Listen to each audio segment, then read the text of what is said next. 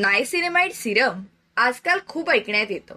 तर बऱ्याच लोकांना हा प्रश्न असेल की नायसिनेमाइड कसं वापरावं, का वापरावं, कोणी वापरावं, ते वापरताना काय काळजी घ्यावी, कशासोबत वापरू नये. चला तर मग जाणून घेऊया. सर्वात प्रथम नायसिनेमाइडचे फायदे कोणते आहेत ते आपण बघूया. चेहऱ्यावरील पोर्सचा आकार कमी करतं. चेहऱ्याची जळजळ, सीबम रेग्युलेशन, चेहऱ्याचा लालसरपणा कमी करण्यास आणि ॲक्ने कमी करण्यास ते उपयुक्त आहे. त्वचेचा रंग उजळवण्यास नायसिनेमाइड सिरम फार मदत करतं. फाईन लाईन आणि व्रिंकल्स कमी करतं. त्वचेवरील नैसर्गिक तेल बॅलन्स करतं. सूर्याच्या हानिकारक किरणांपासून आणि प्रदूषणापासून आपल्या त्वचेचं संरक्षण करतं. डार्क स्पॉट्सना कमी करतं. चेहऱ्याची लवचिकता वाढवतं. मिलास्मा कमी करण्यास मदत करतं. आता नायसिनेमाइड सिरम कोण वापरू शकतं? सर्व प्रकारच्या त्वचेसाठी नायसिनेमाइड सिरम योग्य आहे.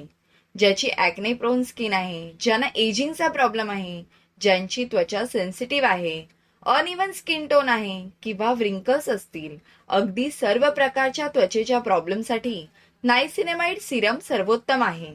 हे टीनेजर पासून पुढे कोणीही वापरू शकतं. नायसिनेमाइड सिरम वापरायला सुरुवात करताना अगदी सुरुवातीला ते 2 ते 5% नायसिनेमाइड असेल असं सिरम निवडा. कारण कोणत्याही गोष्टीची ओळख आपल्या त्वचेला करून देताना कधीही ती गोष्ट थोडी थोडी वापरायला सुरुवात करायची.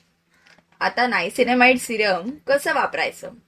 चेहरा छान धुवून झाला की त्याला छान कोरडं करायचं. मग नायसिनेमाइड सिरमचे काही ड्रॉप्स हातावर घ्यायचे आणि टॅप करत पूर्ण चेहऱ्यावर लावायचे. हे छान त्वचेत मुरलं की मग त्यावर मॉइश्चरायझर आणि सनस्क्रीन लावायचं. तुम्ही मेकअप करत असाल तर सनस्क्रीन लावल्यानंतर तुम्ही मेकअप करू शकता. नायसिनेमाइड सिरम हे कशासोबत वापरू नये? व्हिटॅमिन सी, रेटिनॉल्स, बेन्झोइल पॅराडॉक्साइड, पेपिटाइज, ग्लायकॉलिक ऍसिड आणि सॅलिसिलिक ऍसिड या इन्ग्रेडियंट सोबत नायसिनेमाइड सिरम वापरू नका. कारण यासोबत नायसिनेमाइड सिरम सूट होत नाही आणि त्याने तुमच्या त्वचेचं नुकसान होऊ शकतं. असेच नवीन नवीन व्हिडिओ पाहायचे असतील तर आपल्या चॅनलला सबस्क्राईब करा.